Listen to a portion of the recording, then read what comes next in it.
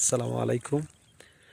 Hi guys, আজকে আসলাম হচ্ছে আপনার মরুভূমির মধ্যে। আসার পরে আমাদের চোখে পড়লো আর কি যে সুন্দর উট, যার জন্য আপনাদেরকে দেখানোর জন্য ভিডিওটা করা। দেখেন কত সুন্দর লাগতেছে একদম এই মরুভূমির মধ্যে। দেখেন আশেপাশে কোনো বাড়িঘর নাই, একদম পুরা একদম খালি।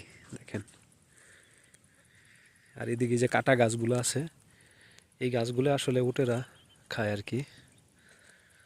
দেখতে পাচ্ছেন যে কত সুন্দর, দেখেন পাহাড়, অনেক উঁচা পাহাড়।